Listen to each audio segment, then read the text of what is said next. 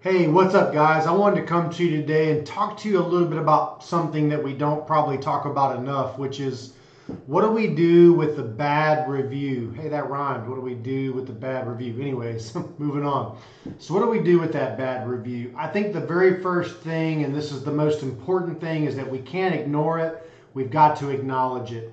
Think about that client that is going through and checking out your reviews. If they see that you're just sweeping these bad reviews under the rug, that you're not responding, that you're not acknowledging the bad review, that can become an issue immediately in my mind as a consumer, because it sounds to me like when you make a mistake, you're not willing to stand behind it and fix it. Where's the follow up? Where's the acknowledgement? So it's really important that when you receive a bad review, that becomes a priority and you acknowledge that bad review. The second thing is that you need to get it offline.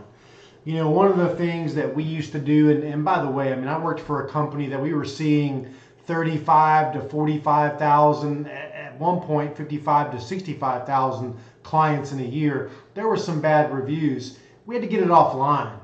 Get it offline as quickly as possible. And oftentimes we did that with a direct message right to that client saying, we're not happy until you're happy. We would love to visit with you offline about the issue you're having with, right? Whatever that with is. Get it offline as quickly as possible. And then try to find a resolution and fix it. You know, a lot of the time it's education. As an example, you may have gone in to fix a leaking faucet. And in your recommendations, you mentioned a pressure reduction valve because the pressure in the water system was just too high. That could be causing the issues we're having with the faucet, but you fixed the faucet. They decided not to go with that pressure reduction valve. Maybe they decided not to go with one of those recommendations that you made, and you need to educate. Some of fixing it is educating the client, making sure that you go back and you talk through their needs, you know, because you should have all those notes based on the evaluation of the call, right? You should be able to go back through the diagnostic process and the things that you showed them. You can use third-party data again to prove what you recommended. Maybe it was about that water pressure and how water pressure causes issues in the fixtures in our home. Bottom line is this: we are in the customer service business. So we're not happy until they're happy. Educate and provide a solution to the problem that they're having. And here's what's cool about that. As a consumer myself, if you go out of your way to make it right and fix it, now listen, let's just be clear. I'm not always right. They say the customer's always right. Wrong. I am not always right. Maybe I did decline that pressure valve, and that's why I'm continuing to have issues. Well, that was my decision.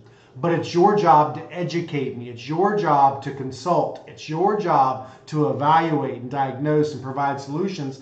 So do it again, right here. Fix it. And oftentimes fixing it goes back to education. Educating the client on why we recommend it and why we would recommend you do this now so that we don't continue to have this problem down the road. And ask questions. Wouldn't you agree it makes sense to fix this right now so that you don't have to worry about it down the road becoming a bigger issue, costing you more time, money, and frustration? So don't ignore it. Acknowledge it. Get it offline. By the way, that's real simple. Acknowledge it. Because when people see that you're acknowledging, right, the bad review, they're like, oh, okay, well, they're standing behind it, they're stepping up, they're stepping in to help. So there's a lot of power in acknowledging it. Getting it offline, take that conversation offline, fix it. Now here's the cool thing. For me as a consumer, once you educate and once you fix my problem, and a lot of times my problem might be my mindset, may be that I'm not educated on why I need to do what you're telling me to do. Once you've done that, you've created now this experience. You've created this emotion where I'm like, man, that was awesome. I came to them with a problem. They came to me with a solution. They fixed it. And that creates emotion. And as you know, emotion creates decisions. It creates action. This can be a very good time to ask for them to review your service. Again, listen, Bob and Betty, I know that you know it's very important to us, our reputation, when it comes to customer service. Since we've gone above and beyond to fix this problem for you, you've agreed that we fix this problem for you, would it be a problem for you to give us another review? At the end of the day, we want our customers to know that when the chips are on the table, we'll do what we said we would do. We'll stand behind our guarantee that we're not happy until you're happy. And I just want to make sure that your story is a story that other people see so that they know what's going to happen when they choose Blue Frog Plumbing and Drain and what level of service to expect. Would you mind doing that for me again? And as a consumer, I'm more than happy to do it because my expectation, quite frankly, of the service industry isn't all that great.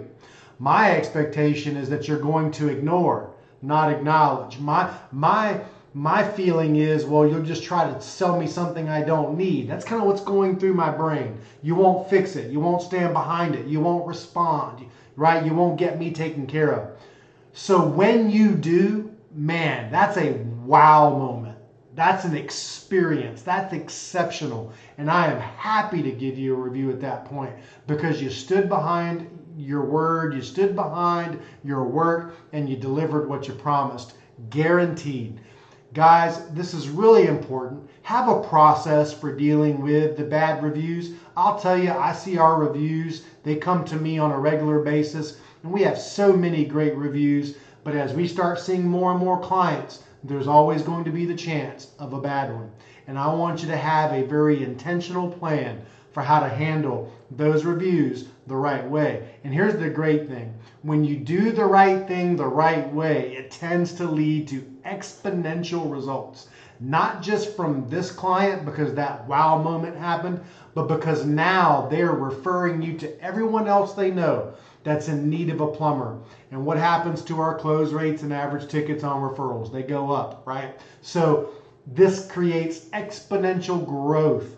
When we don't ignore it, we acknowledge it. When we acknowledge it, we get it offline and we fix it. And when we fix it, we get a re-review just to let our clients know we are who we say we are and we're not happy until you're happy. So have a plan for these bad reviews.